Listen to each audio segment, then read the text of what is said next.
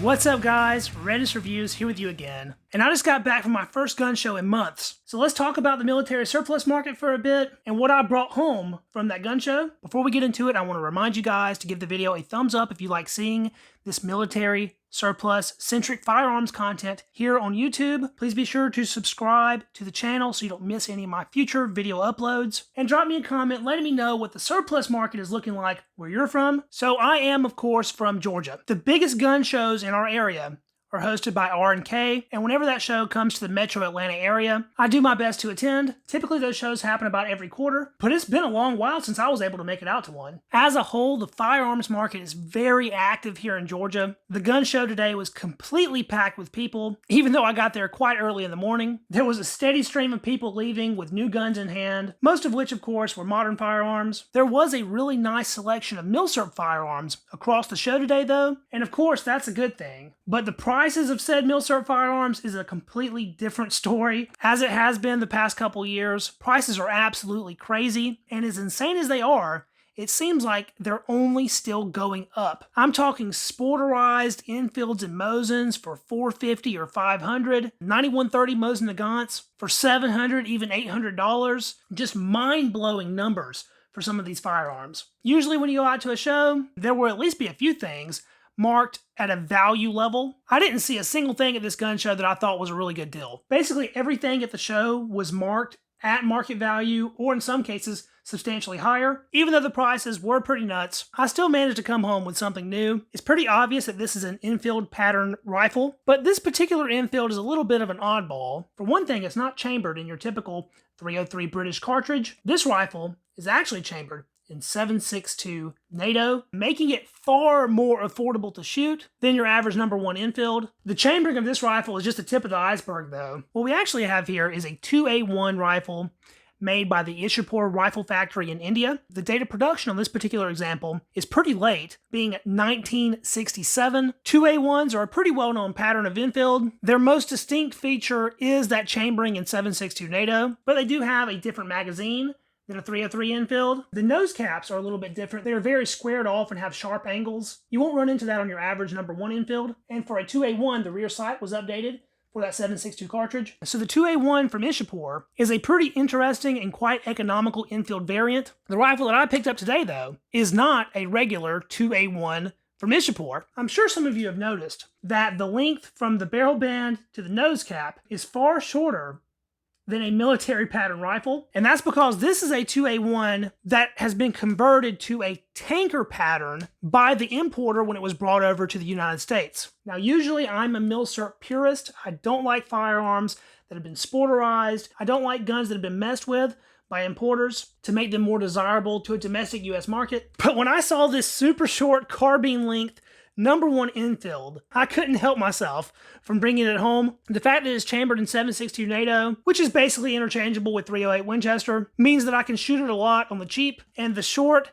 handy carbine size is really nice for lugging around, and I thought it would be a really cool example to add to my ever-growing Infield collection, even if it's not military correct. Now, supposedly I have heard stories that the idea of a tanker Infield was initially developed for military use, but of course no tanker Infield was ever serviced anywhere, as far as I know. I do believe Navy Arms was the importer that did these conversions here in the United States, and even though the idea of the tanker Infield is a complete work of fiction, they did a really nice looking job with the conversion itself. Now you guys know I've been looking for a 2A1 for years at this point. I've mentioned it several times in previous videos. And even though this rifle is a 2A1, of course it's not a military correct 2A1, so I'm still on the hunt for a full-length long version. But for now, having a .762 chambered Infield in the collection is very exciting to me. And this rifle is in fantastic condition. It is beautiful. The bore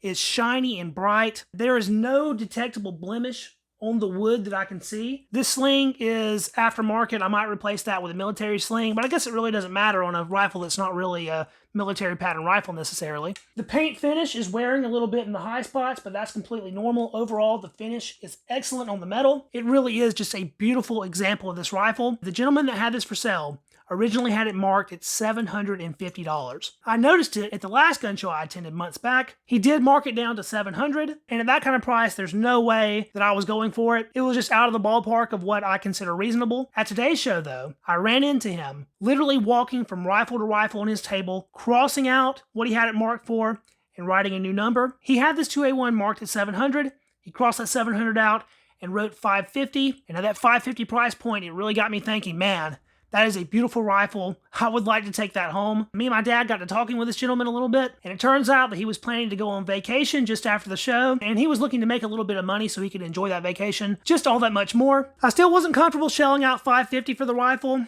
I felt in my gut that $450 was a much more reasonable price point, and we did offer him $450, but having just marked his rifle down from $700 to $550, he wasn't willing to come off another $100. He counter-offered with $500, and at $500, I was sold. Now, whether or not that was a good investment, who knows? Yes, this rifle looks about as perfect as a 2A1 can, but the fact that this did undergo post-military service conversion kills basically all collector value it would have from a military standpoint. Now, there weren't tremendous numbers of these tanker rifles converted. So in the future, this rifle could turn out to be something that is desirable from collectors just because it is a little bit different from your average rifle. I definitely think that that aspect is really cool. But at the moment, that doesn't really add any value. It's hard to put a price point on what a rifle like this should be.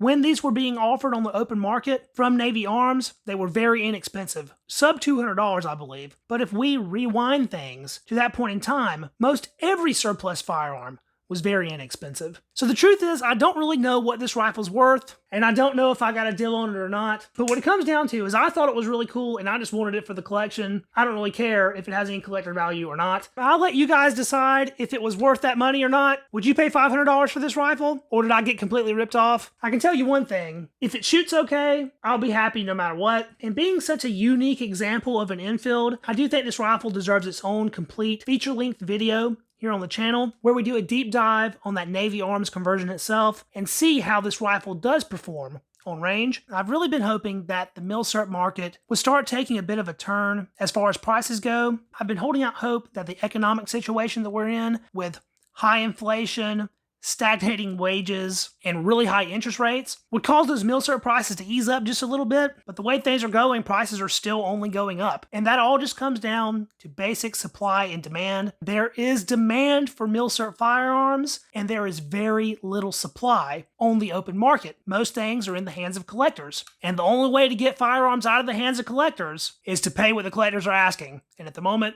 that's a lot. Going into next year, there is a chance of a pretty serious economic recession here in the United States, especially if the Federal Reserve holds their position on interest rates. And if we do descend into a deep recession, I think that would in turn affect the Milsurp market. People would be forced to sell their collections to recoup that money for more important things. So I think it's a good time to have some money in reserves. If you're looking to build a Milsurp collection, set aside some dry powder, because over the next couple years, you might find an opportunity to make some really nice military surplus investments. I've been going to gun shows literally my entire life. For me, they've always been super fun just to go out and see what's available, whether you buy something or not. But even in this day and age, gun shows are still one of the best opportunities for stumbling across deals on things, but admittedly that does happen less and less often these days. For me, just the eye candy of seeing all the rifles laid out is worth the price of admission, but I've had a lot of people tell me that they no longer go to gun shows because it's just not worth it, and I can definitely see where that opinion is coming from. I try to do these gun show report videos about every quarter, so if you enjoyed this video, please be sure to subscribe to the channel so you don't miss the next one. Don't forget to give the video a thumbs up to help it out with that Google algorithm, and let me know down in the comments what Milsurp collecting is like, where you're from. I want to say a big thank you to each and every one of you out there for checking the video out, and I will catch you in the next video. See you then.